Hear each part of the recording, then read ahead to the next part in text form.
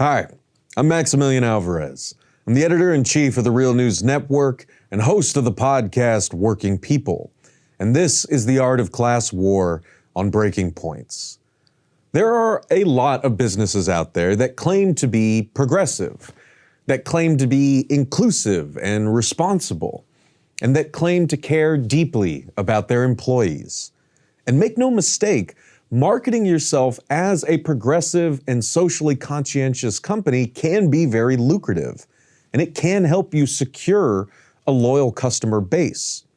But as we have seen time and time again, you really see a company's true colors. You see how committed they really are to their ostensibly progressive values when their workers band together and say, "We're forming a union." From Starbucks waging a scorched earth union-busting campaign, firing union organizers left and right, to beloved vegetarian staple Amy's Kitchen shutting down an entire California plant earlier this year where workers were organizing. Many so-called progressive companies have set their public image on fire and shown us all who they really are in their ruthless efforts to crush their workers back into subservience. Another nominally progressive brand with a seriously tarnished reputation that I've reported on at The Real News is the vegan meat alternative company No Evil Foods. In 2020, workers famously tried to unionize with the United Food and Commercial Workers during a pandemic at No Evil's main production plant in Asheville, North Carolina.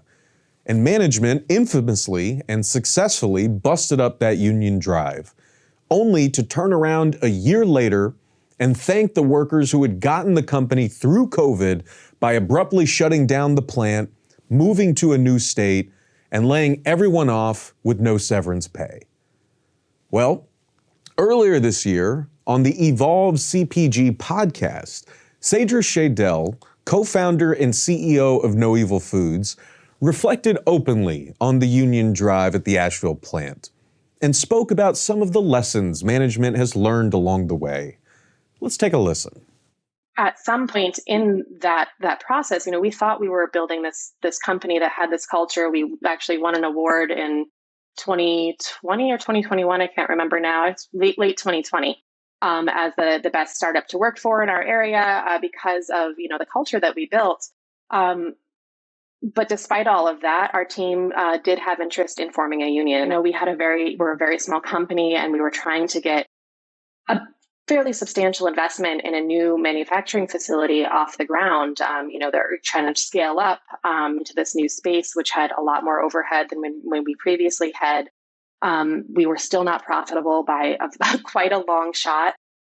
We had a cash burn of, hundreds of thousands of dollars every month as we were trying to scale up and ramp into this manufacturing.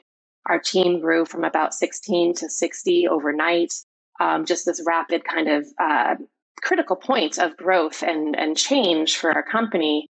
And, at the same time, we're gearing up to raise more money, and investors and some of our board members are saying to us, we've never seen a company with a union raise VC capital. And that was really scary for us to hear. Being people that were not seasoned entrepreneurs, these are the experts that we have in the room to learn from and to take guidance from. And so, we did hold meetings to not just, from our perspective at the time, and have learned a lot about this movement and a lot about how, power structures and imbalance are at play in these situations that we weren't really keyed into at the time. And it sounds naive, but it's very true. But we, held meetings from our perspective to educate and help kind of share the pros and cons of what unionization might mean for our company at this stage of our growth. Later, we learned that that's, termed union busting, and it's really frowned upon. And we just didn't know. And it's kind of crazy to look back on now. You guys know me. I'm a patient, understanding guy, and I know that no one's perfect. Everyone makes mistakes. Whomst among us hasn't screwed up before and wished we could go back and do things differently if we had the chance? And Cedra Shadell certainly seems genuine in that clip. If you just stumbled upon the interview on YouTube, you'd have no real reason to doubt what she's saying there. And maybe she and co-founder Mike Williansky and the whole No Evil Foods management team truly didn't know that they were union busting during those mandatory captive audience meetings that they made workers attend at the Asheville plant 2 years ago. Maybe they really did just want to, sit down and level with their employees and give them the basic pros and cons of unionization so they can make an informed decision about whether or not a union was right for them. I mean, we just have to take her at her word, right? It's not like we were physically there during the captive audience meetings that management made workers attend to hear a litany of anti-union propaganda speeches. And it's not like we have leaked audio recordings from those meetings that we could check to see if Shaydell's account of events even holds up. Oh wait, we totally do. As it just so happens, North Carolina is a one-party consent state. And it just so happens a former No Evil Foods employee leaked their recordings of those captive audience meetings to me and a few other journalists a couple years ago. And it just so happens that I published clips from the recordings on my podcast 2 years ago. And it just so happens that No Evil Foods tried to abuse the Digital Millennium Copyright Act to get the episode of Working People permanently taken down. But they failed. The episode is still up. So let's go to the tape. So here is Shaydell speaking to now former employees at No Evil Foods during a 2020 captive audience meeting at the Asheville, North Carolina plant. The UFCW has over $340 million in assets. It brought in $292 million in 2018, and it spent $278 million. So for me, that raises two questions. One, how did they make $292 million? And two, how did they spend that much money as well? So where did the money come from? That's what makes unions very unique. And I say this from having worked in a union facility before, and I'm prefacing to say that I don't think unions are bad, conceptually. I think there's a hell of a lot of people and industries that work in very shitty ways. I don't think that comparing apples to oranges, saying that this union represents a meat packing plant, is equivalent. I just don't. So that is my personal stance and my personal belief going into this. That also raises my thought that unions are unique. They don't provide, with most businesses, you provide a service or you provide a product. We make plant meat, we sell plant meat, that's how we make our money. Our customers expect something, when they get money, they get a product. Unions don't, however, make a product, sell a product, and they don't provide a guaranteed service. With unions, they make their money off of dues. That's it. So how does the union keep on making so much money if they can't promise anything? How do they get people to keep paying paycheck after paycheck? Maybe this is how. So this is guaranteed. They make it really, really, really hard to stop paying dues. This reminds me of like a really shitty gym membership that you just want to get out of. The stipulations on it are insane. Now, I don't know about you, but to me, that sure as hell doesn't sound like someone who didn't know goddamn well that they were union busting. So let's talk about this with someone who was also there and experienced that not union busting firsthand. I'm honored to be joined today on Breaking Points by Megan Sullivan, a former employee of No Evil Foods who worked at the production plant in Asheville and participated in the union drive there. Megan, thank you so much for joining us today on Breaking Points. Thank you so much for having me. I'm so happy to be here. Well, we really, really appreciate you taking the time to chat with us. And let's start by introducing you to the good Breaking Points viewers and listeners. So could you talk a little bit about what you did at No Evil Foods and what it was like to work there? What it was like to be part of that unionization effort. And I'm curious to know if your memory of what happened during that union drive syncs up with Sadra Shaydell's description of events in that interview that she did earlier this year. So I worked for No Evil Foods on their production line, which included making the product, packaging, and boxing their vegan food product. And if I'm being honest, I truly enjoyed the work itself. I really liked the way that place ran as far as like who I worked with and what we did on the floor with the other rank and file workers. That was one of my favorite jobs as far as that goes. But Sadra's depiction of events during the union drive is not what I would call accurate by any means. When the rank and file workers at the Asheville facility filed for a union election, No Evil Foods owners waged war on those efforts. You name it, captive audience meetings, anti-union posters, just intimidating vulnerable employees there, just textbook union busting. And they even hired a prominent union busting lawyer, Constangi. And so it's like this shit doesn't happen by accident. Right? Like more than anybody, they abuse the copyright law to try to censor your coverage about it. So it's just wild to me that she pretends like she's this innocent bystander in all of it when she was running those meetings. It's pretty astounding to me. Me too. And the other like telling thing from that interview is she admits before she says, apparently what we were doing was called union busting, but we just didn't know that. But right before that, she admits that their, board members and shareholders were telling them, like, you're not going to raise money without a union, like essentially giving them marching orders to bust the union drive. Like, so goddamn well what you were doing. You can't have it both ways. You can't pretend like you're just some aw shucks startup just trying to figure this stuff out, and at the same time, just actively try to kind of kill this union effort so that you can please your, venture capital backers or future venture capital backers. Well, it's crazy too because her and the other owner, Mike Woliansky, for the last 2 years, essentially, they've been running around saying that it was a free and fair election. Any criticism that they were faced with it, they would just deny. But as soon as they didn't have any employees at that facility to answer to, that's when this pivot started to happen, where they're saying, oh, well, we just didn't know, we know better now. We wouldn't do that again. It's because they don't have employees to answer to. And so, just to be clear, is it safe to say that, again, in that interview, Sadra Shadell claims that they did not know that what they were doing was union busting. So I'm getting from you that you're calling bullshit on that. And again, we played the clip. Yeah. We played the clip from one of the captive audience meetings. They seem pretty clear about what they're doing in those meetings.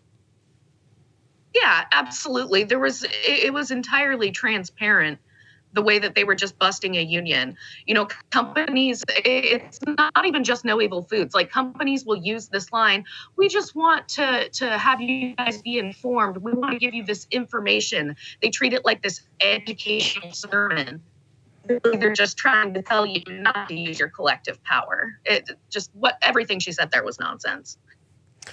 Well, and I think there are many things that infuriate and anger and sadden me about this, and obviously I'm not the only one, but the last time that we spoke on my podcast, Working People, it was right after they closed down the Asheville plant.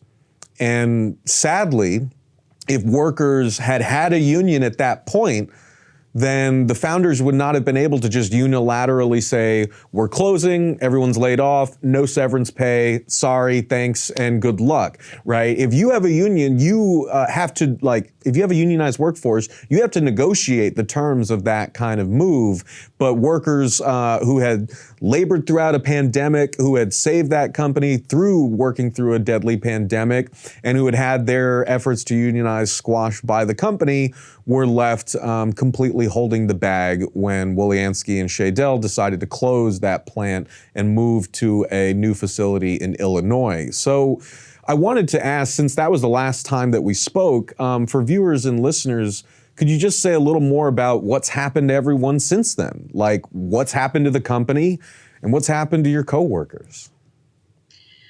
So, yes, the last time we spoke, my partner John and I, who he was actually fired from No Evil Foods as well for his organizing activity, we had set up a fundraiser for these people who had been laid off. And we were talking to you right around the time we were just, trying to platform that everywhere and get the word out. We were able to raise about $3,500, and it got split between 12 of the employees there who reached out and needed it most. So that was something that was really great that we were able to help with in the immediate aftermath of that. Of course, time marches on, people found new jobs. But the struggle continues. I mean, as well as I do, the struggle continues for the working class. It's not so much, these people, yes, they were affected by No Evil Foods, but it's going to be the same problem anywhere that you go, working in these service industry jobs in these non-unionized workplaces. But to answer the rest of your question, No Evil Foods did end up moving to a co-manufacturing facility in Illinois, where things went so horribly wrong that they're now being sued for failing to pay over $200,000 that they owe for their leased equipment. So, I mean, that's a whole mess. It's just leaving a trail of destruction everywhere that they go. And for the last month, they've been shamelessly fundraising to regain shelf space in Whole Foods and open up their new online store. And they were only able to raise about half of their goal.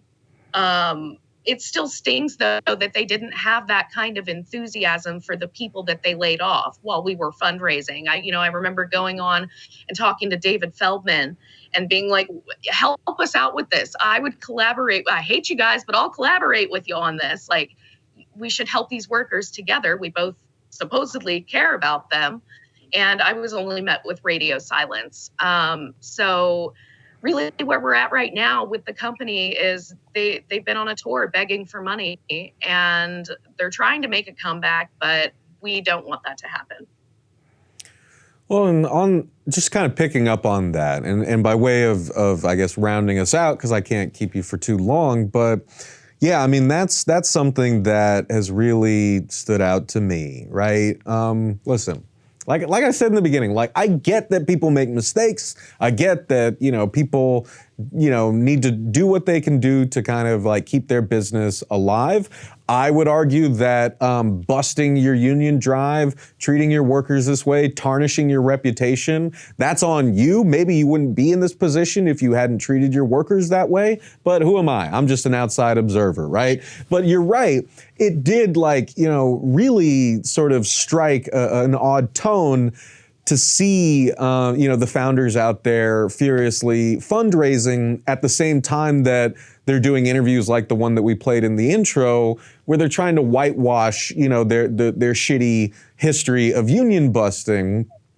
So at the same time that when the workers who got them through a pandemic, were told abruptly last year that the plant was closing, that everyone was going to be without a job, any benefits that they had accrued, and that there was going to be no severance pay.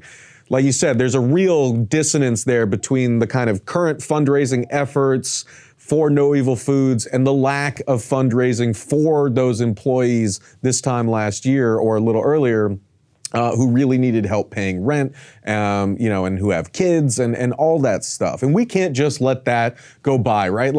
No Evil Foods, you got to do what you got to do, but we cannot just let this stand, right? If you want to claim that you are both a progressive company, that you care about your workers and everything like that, then you need to hold yourself to that standard, and the rest of us are going to do the same. So, Megan, in that vein, I wondered if you could just say a little bit about what people out there can do to help, I guess where you see things going from here for No Evil Foods, and how we can kind of keep that struggle going, as you mentioned. So, yeah, to me, it's really important not to forget what this company did, in them trying to kind of rebrand and reemerge, from the ashes and all the scandals.